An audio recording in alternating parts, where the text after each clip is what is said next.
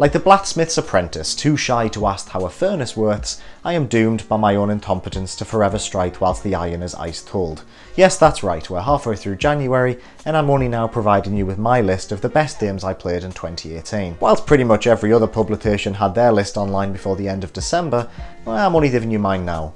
Partly because I spent the majority of the Christmas break in a gravy-induced coma, but mostly because despite running a YouTube channel for 12 months about video games, I played surprisingly little last year that most people would have considered to be the essential games of the year. There's a very boring reason for this. I have a full-time job that isn't creating bad videos for you lot, meaning what little free time I do have is split evenly between writing, filming and playing games. As a result, the majority of things I played last year were smaller and stale, a conscious decision on my part to ensure I was experiencing games in their entirety before committing myself to creating content about them. So those big AAA console games everyone loved last year? Yeah, I didn't really play many of them. I mean, I own most of them because I'm an idiot, but they served as more of a secondary distraction to the indie titles that held the majority of my focus last year. Is this entire point a means to justify the fact that Red Dead Redemption 2 isn't on this list? Yeah, it is. That game is so overwhelming in scope that I think I've only played 3 or 4 hours of it. I just didn't have the time nor the energy to get properly into it in 2018. Still, luckily for me, last year felt like the subtle finale to the current generation of consoles. A gentle bow out compared to 2017's bombastic climax. Most AAA releases felt like the peak of current gen technology, shining examples of the leaps and bounds developers have made in squeezing every available drop of power from systems half a decade old. But they were arguably fewer and far between than they have been in recent years, as publishers hold off on their biggest projects in anticipation for the inevitable announcements of next generation hardware. Again, is this me trying to justify the fact that I didn't play enough of Red Dead Redemption 2?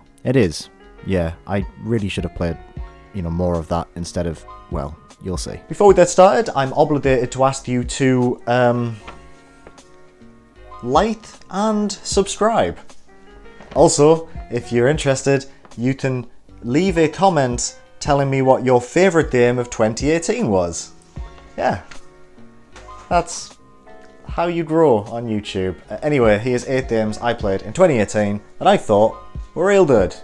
Real good. This is the 7 out of 10. 8 games, 8 best games. That's terrible. Let's not use that bit. The Red Strings Club. One of the first games I played last year, the Red Strings Club managed to stick with me for the best part of 11 months thanks in no small part to its small cast of memorable characters, evocative world building, and a thoughtful, cerebral narrative that touched on a wide range of social issues and philosophical quandaries. Its gameplay is admittedly iffy at best, the pottery sections remain one of the most frustrating bits in any game I played in 2018, they can literally get in the bin, but as a whole the Red Strings Club is a unique experience that anyone with a passing interest in either transhumanism or the ethical issues surrounding altruistic corporations should check out. A brief and enjoyable tale that benefits from its intimate setting and stellar atmosphere.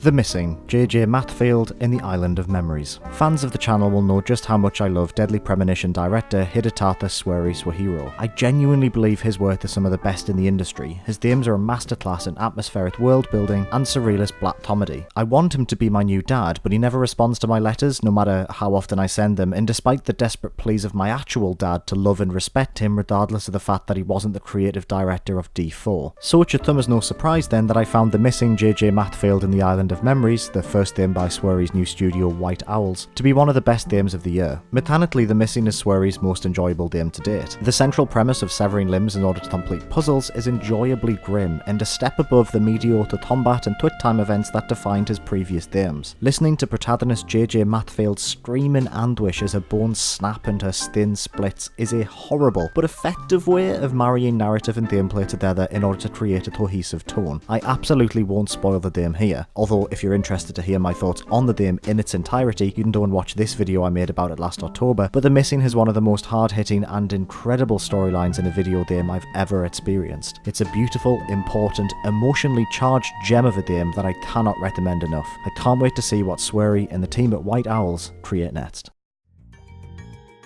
Spyro the Reignited Trilogy. I bloody love Spyro, I think he's great. I grew up playing Insomniac's original trilogy and was overjoyed to experience them all over again this year thanks to Spyro the Reignited Trilogy, a comprehensive remaster of the PS1 classic titles. All of my favourite elements made a return, including skateboarding, bullshit flying sections that sucked and goddamn I hate these so much, what the fuck, charging, collecting precious jewels. What the hell happened to Hunter? Why is he like this? I don't like it. Dragonfly health bars. Boring bits, lots of like mediocre platforming. Shooting fire out of your face bits, real hot, ouchie wouchie mama hoo boy. Dud music, really annoying side missions, this is the worst, I hate this too. Toys for Bob's fantastic remaster is genuinely one of the best I've ever played. Visually it's stunning, making all three of Spyro's original PS1 outings feel brand new again. Hey, I remember this from when I was a kid and I was happier back then, so it makes my brain feel good. I don't remember this bit being so bad, but I'm gonna refuse to accept that maybe platforming games from the 90s haven't aged amazingly well, to the extent that I'm putting this game on my best games of the year list. Red Dead Redemption 2 isn't on this list, but Spyro the Reignited Trilogy is.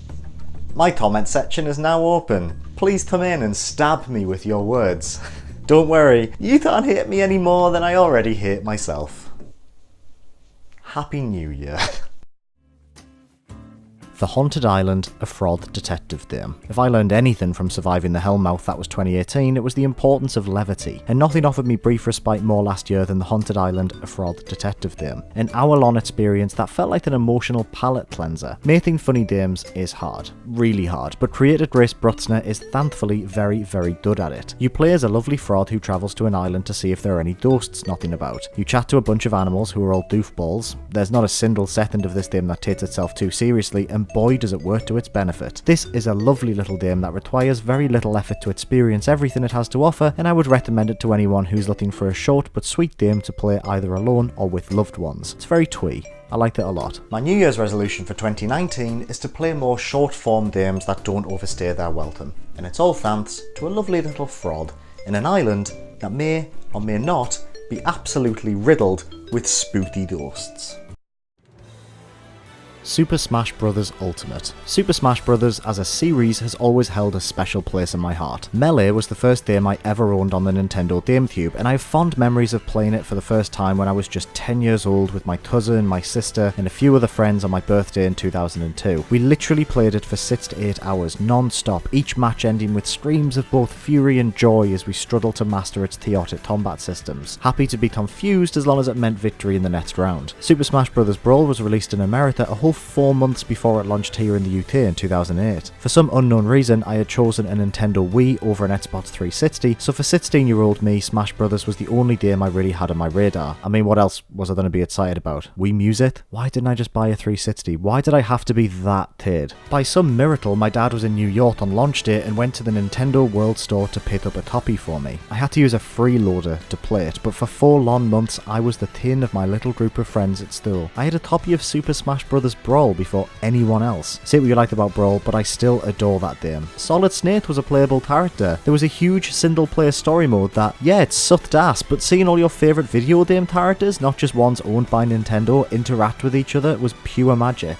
I love that game. I was even one of the 4 people who owned a Wii U, so I got to play Smash Bros. For the Wii U, which was brilliant, but no one else played it, and I don't have a story as interesting or emotionally relatable about that one, but I liked it a lot. And also the 3DS one. That one was definitely a game that existed, so it's a huge testament to the skills of series director Masahiro Sakurai and the development team at Sora that Super Smash Bros. Ultimate has blown me away all over again. This truly is the most content-rich game Nintendo has ever published, a veritable treasure trove of things to do. I spent most of my Christmas break just playing the game's classic mode, using it as sort of an introductory gauntlet to familiarise myself with the game's roster of 74 characters. 74 fighters, each feeling completely different from one another, their moves list a smorgasbord of references to their respective franchises. This is a game built upon a foundation of love for the medium as a whole, and nowhere is this affection for video games more evident than in Ultimate World of Light, a full-blown single-player experience that is delightfully indulgent. Here you collect spirits, essentially JPEG images of video game characters. Moving around a staggeringly large board, you unlock spirits by smashing against fighters designed to mimic their associated spirit. Each encounter is a nerdy flex by the developers to garner a cheap laugh from the player. Some battles are mere palette swaps. A Nintendo Dog Spirit, for example, pits the player against a Duck Hunt Dog whose colour matches that of the relevant breed, whilst others, or most of them, come to think of it, are ridiculous stretches that bottle the mind, mixing together stage-specific conditions such as low gravity or a preference for special moves and items in order to create combinations that just work brilliantly. Then there's the Toad Spirit that just sees you battling a Mii fighter dressed up like the Toad, just a normal looking man in a vest. It's so good. Spirits can be leveled up, you can combine them together in order to create new ones, some even evolve evolve when they reach a certain level. You can create teams of spirits, using them to grant yourself buffs and additional abilities in order to defeat higher level spirits or to overcome encounter-specific fight conditions. The World of Light mode alone was one of the most in-depth and challenging things I played all of last year, and that's just a small slice of what Smash Ultimate has to offer. If it were a taste. Delicious. As a title, Ultimate has never been employed as accurately as it has been here. Smash Bros. Has never been more chaotic, more feature-filled, executed as flawlessly or just as fun to play. A tremendous achievement, an essential purchase for the Switch, and easily one of the best games of 2018. Marvel's Spider-Man. Insomniac's Spider-Man isn't a groundbreaking achievement. In no way does it revolutionise the open world genre or set a new gold standard for the design of superhero games. For the most part, Spider-Man plays it safe. Its missions are generic, 90% of them amounting to nothing more than go here and punch these dudes in the head. Its map is a Ubisoft developer's wet dream, a mess of icons denoting collectibles and micro missions for you to undertake. There's a still tree, you earn experience in order to level up. There are even radio towers, without which the city of New York, an insurmountable challenge cartographers throughout history have struggled to conquer, remains shrouded in darkness. This is so dumb. If this sounds like a criticism, it kind of isn't. For all of its noticeable flaws, Spider-Man still manages to be one of the best superhero video games ever made. For starters, simply playing as Spider-Man feels incredible. Insomniac's version of Peter Parker is a little older than most depictions of the character. He's more experienced, more world-weary, and most of all, more adept at being Spider-Man. As a result, there's little resistance in the way of controlling the spidered boy. Zipping through New York feels tight and snappy, webs attaching to buildings in a way that comfortably straddles the fine line between realism and fantasy.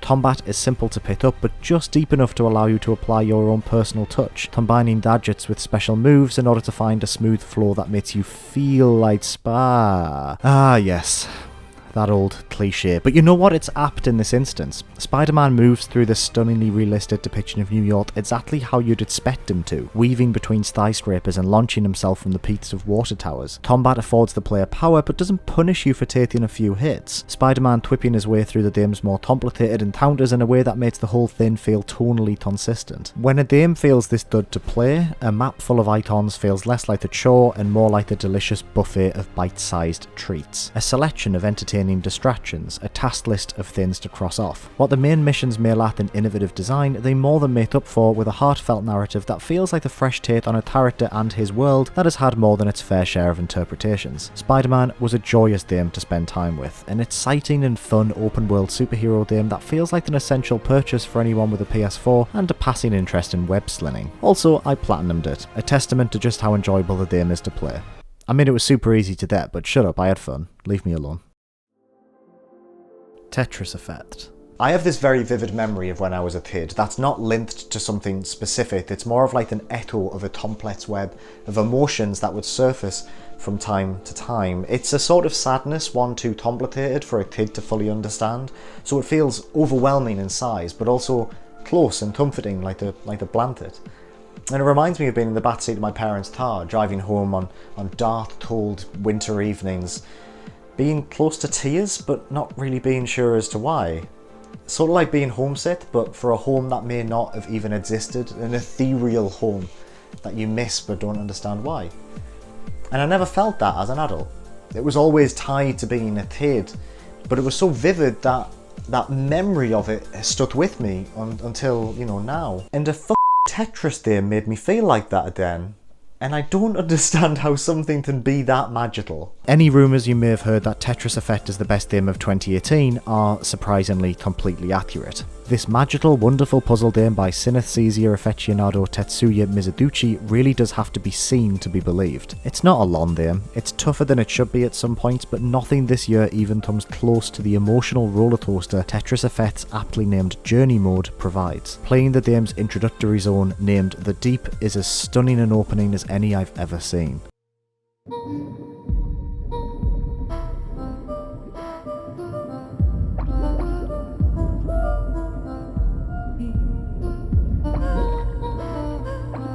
Every twist of a blot produces a note. Each line cleared adds another layer to the dense background music. The visuals surrounding the play area fizzle and crack into life with each coveted Tetris achieved.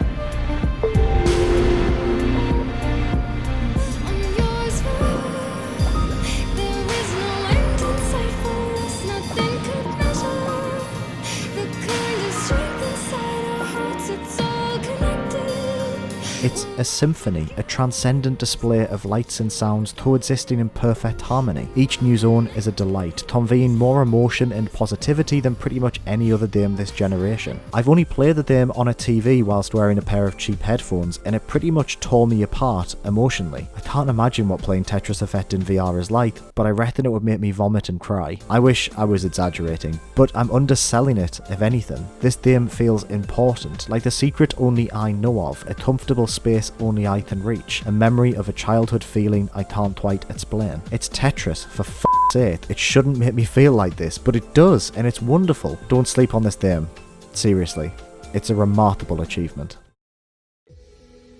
Fortnite Battle Royale. There was only one game that mattered in 2018, a game that single-handedly redefined an industry, the biggest game of the year, arguably the biggest game of the generation. Fortnite is the ultimate underdog tale. Originally announced in 2011, Fortnite spent 6 grueling years in development before being released in July of 2017. A proposed Minecraft killer that launched 3 years too late, Fortnite's co-op campaign failed to attract any attention in a landscape now dominated by a single game, PlayerUnknown's Battlegrounds. Fortnite developer Epic Games, undeterred by the relative failure of their game, had a radical idea. What if they repurposed their solid foundation, 6 years worth of hard work, and applied it to the increasingly popular Battle Royale genre? Well, the initial result was fine. Many, including me, dismissed Fortnite's free-to-play Battle Royale mode as little more than a death growth from a game months away from perishing. But how wrong we all were. In March of 2018, I tried Fortnite properly for the first time, a result of the slowly forming groundswell that surrounded the game. What I found wasn't a cheap cash grab at all, but the best execution of the Battle Royale format I'd seen. In comparison to Pluntbat's grey and wary visuals that aimed for gritty realism, Fortnite felt like the breath of fresh air, a game that put fun front and centre. It's fair to say from that point on, I was hooked. The Battle Pass, an ingenious way of granting players a progression system complete with cosmetic unlockables for a small fee, kept me coming back to play every single day, providing a list of challenges to complete that served as fun side activities, alternative things to do other than attempting to bard that ever-elusive victory royale. Weekly updates, often adding in new points of interest on the ever-changing map alongside weapons, items and vehicles, kept the game feeling fresh on a regular basis. Every 10 weeks or so, a new season would drop,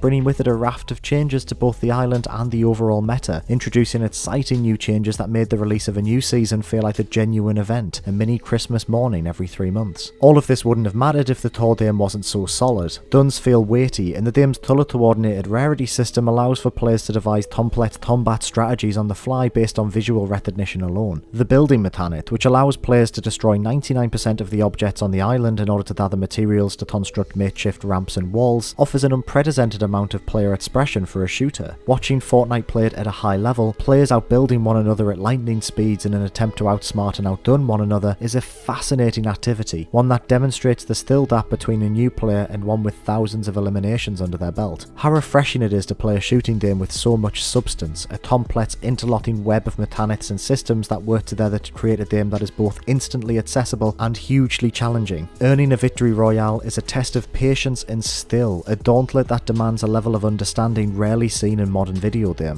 100 may jump off the bus, but only one can prevail, and when that one player is you, there's no feeling quite like achieving a victory royale. Oh, hell. Come on, that... Holy sh**! Holy f***ing sh**! No way! No way! I can't believe I just did that. I understand hating on Fortnite became common practice in 2018, a common side effect of something that gains popularity mainly because of its younger player base, but you can't deny its influence. This is the game that forced true console crossplay, something most people would never have even considered to be a possibility at the start of 2018. It's a game that connects people, providing a common ground that spans entire generations. At a festival last July, a group of my friends had a Fortnite dance-off with a bunch of kids who couldn't have been any older than 8 years old. Seeing their eyes light up at the sight of 9 adults drunkenly flossing, the excitement in their faces when those adults cheered and whooped as they did Take the L in response was, quite frankly, one of the highlights of my entire year. Has a game ever in the past decade had such an impact on culture as Fortnite did in 2018? Pokemon Go, yeah, Minecraft certainly, but they're few and far between. How wonderful to be involved in the tidal wave as it washes over the world, even if its momentum will one day inevitably slow. I spent most of my 2018 playing this wonderful game. Fortnite gave me an outlet for stress, providing a challenge that rewarded me just as much as I wanted it to. Did I want to spend an evening completing challenges with Yoli? Did I want to try and achieve a solo victory royale? Did I just want to jump onto one of the game's many limited time modes with a group of friends, using the game as background noise whilst we all taught up with one another? Fortnite was my game in 2018.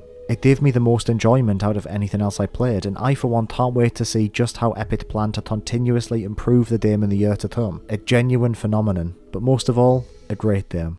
Alright, let's round this video off with a few honourable mentions. Fury on the Switch provided a brief albeit challenging experience that resulted in one of the hardest hitting climaxes to a game I played all year. Also, the best soundtrack by a country mile. An absolute belter of a game. Nidhogg 2 is the best competitive couch multiplayer game I've played in a while, offering an experience so accessible that even my dad became obsessed with it over the Christmas break, a game perfect for the Switch. God of War reinvigorated the series in new and interesting ways, developer Sony Santa Monica delivering an exciting, weighty third-person combat game with a heartfelt narrative and stunning visuals. I came nowhere close to finishing this, otherwise I reckon it would have been on my actual list. Dead Cells is a charming roguelike that understands the importance of permanence, providing a thrilling 2D action experience that achieves a perfect balance between risk and reward in ways most roguelikes could only dream of. And finally, Hollow Knight's Switch port is the best way to play one of the most atmospheric Metroidvanias ever created, a highly polished spectacle of a game that deserves your time.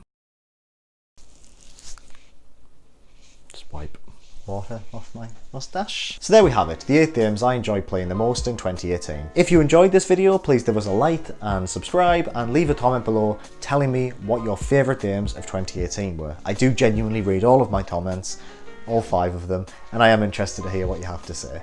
If you've been watching the channel for a while, you might have realised that things look a little bit nicer, and that's all thanks to our new sponsor, my sister Sarah, who bought me a DSLR for Christmas, and it's wonderful. It really does change things. Hopefully it sets a new standard for my videos moving forward. I am looking to create more highly produced and engaging content throughout 2019. So thank you as always to everyone who sticks with me. And if you do have any feedback, if you want me to do things differently, if you've got any suggestions or any tips and tricks to help me out, please do leave a comment. It really is appreciated. All of your support that you give me all the time. You especially. You know who you are. Anyway, thank you. I hope you all have a wonderful 2019, and I don't know how to end this. This has been very strange, I won't lie. I've got a light now, there's like just a huge light there, and this is I don't understand DSLRs, that's very scary. I've tried to build like the set, but this is a very small room, and it gets very, very hot in here. So that's my laundry list of things I'm whinging about. Thank you. That'll do, that'll do.